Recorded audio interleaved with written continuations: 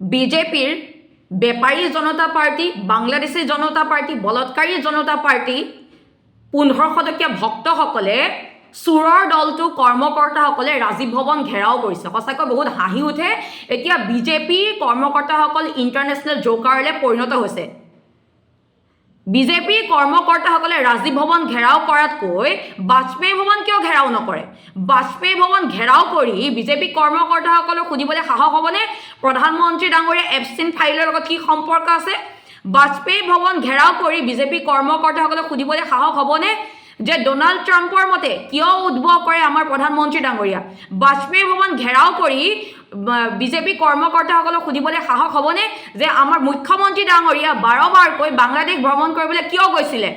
বাজপেয়ী ভৱন ঘেৰাও কৰি সুধিবলৈ সাহস হ'বনে বিজেপি কৰ্মকৰ্তাসকলৰ যে গৰু চোৰ, মাটি চোৰ, দুনিয়া চিণ্ডিকেটৰ লগত যে বিজেপি নেতা, ডাঙৰ ডাঙৰ নেতা কৰ্মীসকল জড়িত, এইসকলৰ ওপৰত কেতিয়া বিহিত ব্যৱস্থা ল'ব?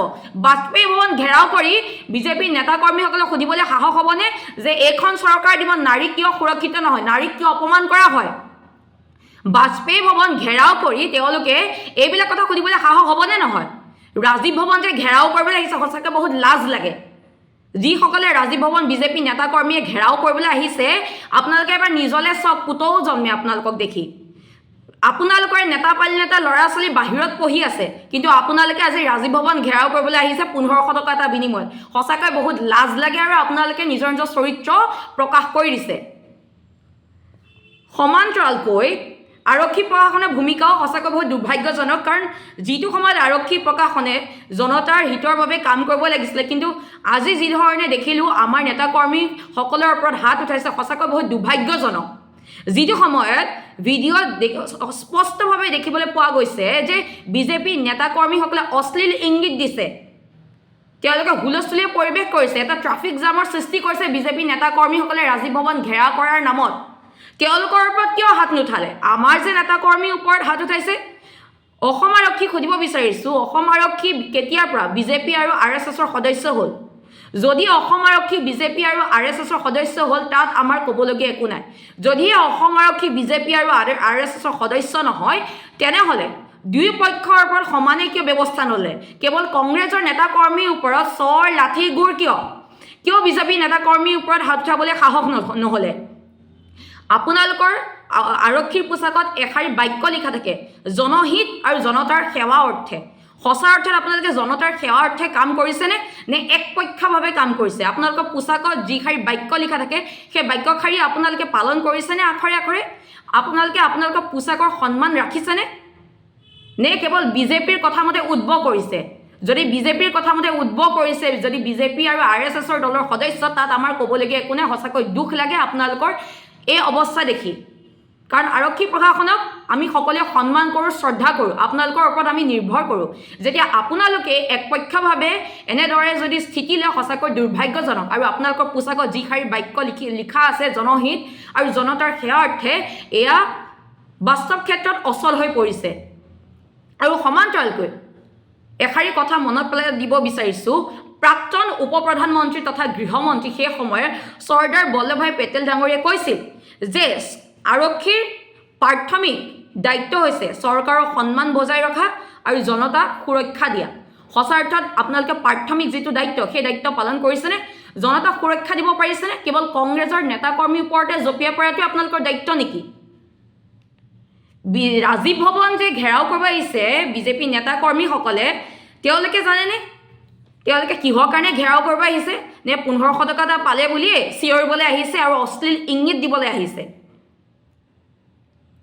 এনেও বিজেপিৰ আচল চৰিত্ৰ সকলোৱে জানে। কেৱল কংগ্ৰেছৰ কি ভুল আছিলে আৰু ক'ত ভুল আছিলে সুধিব বিচাৰিছোঁ। মানে AI ছামিটত প্ৰধানমন্ত্ৰী ডাঙৰীয়াৰ বিষয়ে যেতিয়া সকলো ৰাইজে গম পালে, গোটেই বিশ্ববাসীয়ে গম পালে, সেইকাৰণে তেওঁলোকৰ মানে সঁচা কথা হজম নহয়।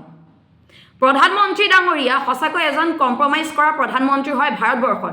আমি এনেকুৱা এজন প্ৰথম প্ৰধানমন্ত্ৰী দেখিলোঁ যিয়ে সকলো কথাতে কম্প্ৰমাইজ কৰে। ডোনাল্ড ট্ৰাম্পে যদি কয় চিজ ফায়াৰ কৰিব লাগে, চিজ ফায়াৰ কৰে।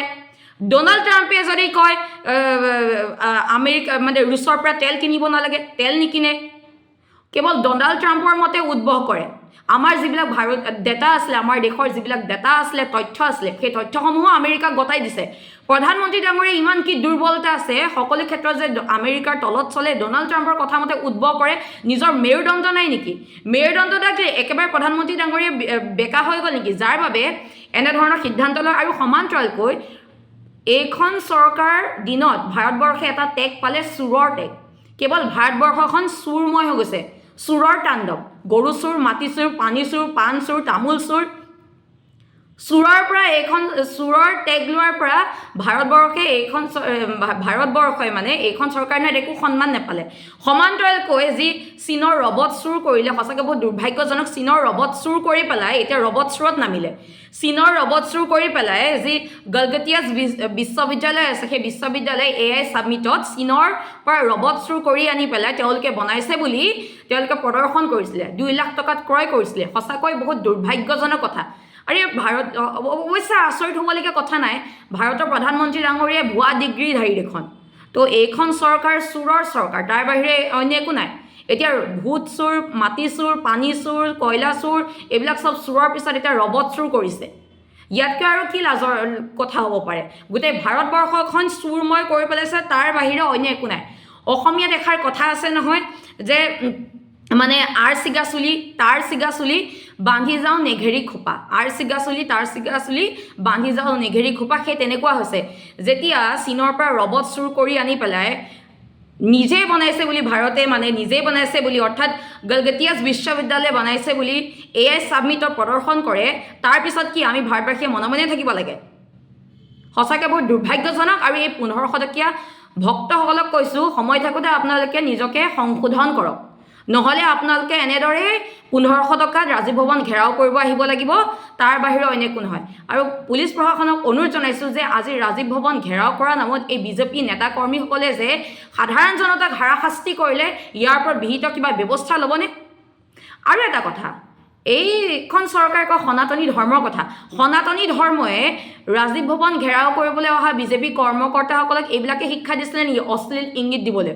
সঁচাকৈ দুৰ্ভাগ্যজনক। সেইকাৰণে কৈছোঁ বিজেপি মানে গৰু চোৰ, মাটি চোৰ, পানী চোৰ।